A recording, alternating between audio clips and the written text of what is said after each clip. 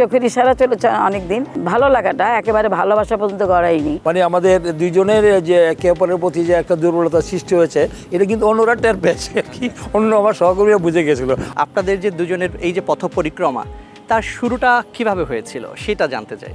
আসলে শুরুটা যে কখন হয়েছে বলাটা খুব মুশকিল। রাজনীতি দিয়েই আমাদের শুরু। তো আমি যখন ইডেন কলেজে পড়তাম, আমি যখন ইডেন কলেজ ফার্স্ট ইয়ারে, তখন আমি প্রথমে এসেছিলাম ঢাকা ইউনিভার্সিটিতে। তখন খায়রুল কবির খোকন, আমানুল্লাহ আমান, আমাদের শেষের সময়ের ছাত্রনেতা সানুল হক নিরু, এদের সাথে প্রথম যোগাযোগ হলো আমার। তারপরে এই মানে আসলাম। তারপরে সেখানে আমাদেরকে বললেন যে ইডেন কলেজের নির্বাচনে আমাদের প্যানেল দিতে হবে, আমাদের এতজন মেয়ে লাগবে। আমাকে জিজ্ঞেস করা হলো আপনি এতগুলো মেয়ে আনতে পারবেন কি না। তো এই যে প্রথমেই আমার রাজনীতির শুরুটা এইভাবে যা আসলো, এবং সেখানে প্রথমেই দেখা হলো তার সাথে। যেটা বললেন যে চোখের ইশারায়, সেটা চলেছে অনেক দিন। চোখের ইশারা চলেছে অনেক দিন, কিন্তু সেটা মানে ভালো লাগাটা একেবারে ভালোবাসা পর্যন্ত গড়ায়নি। সেটা মানে সেটা একদম শেষ, এরশাদ বিরোধী আন্দোলনের শেষ। আমাদের কারো হাতের কোনো কাজও নেই, তখন আর কি ভালো লাগাটা, ভালোবাসাটা। আচ্ছা, এই ভালো লাগা যখন ভালোবাসায় পরিণত হলো, তখন কার দিক থেকে প্রথমে এই আহ্বানটি কিংবা এই বার্তাটি এসেছিল? সেটি কি আপনার দিক থেকে নাকি খায়রুল কবির খোকন আপনার দিক থেকে? তার সাথে আমার মানে কোনো রকম মানে সিনেমার গল্পের মতো যে হঠাৎ করে দেখার থেকেই মানে তার প্রতি আমার আসক্তি বা তাকে ভালোবাসার সৃষ্টি হয়েছে সেরকম নয়।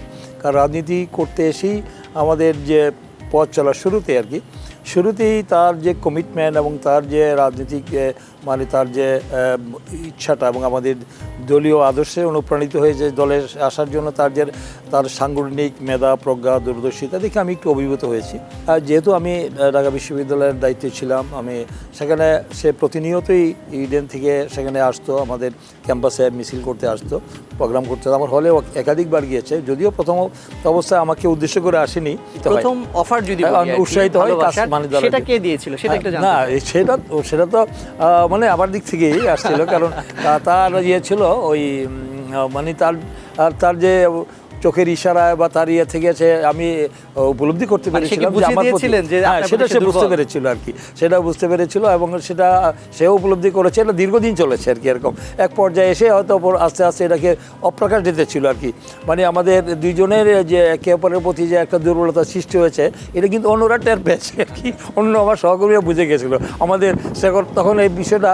আরও যেহেতু আমরা এতটা ডিপে যাওয়ার সুযোগ না হওয়া সত্ত্বেও দেখা যায় যে আমাদের কর্মসূচিতে বিভিন্ন সময় তাকে সময় দেওয়া এটা একটু তারপর স্পেশালি একটু তার দুর্বলতা বিষয়টা অন্যরা মার্ক করেছে।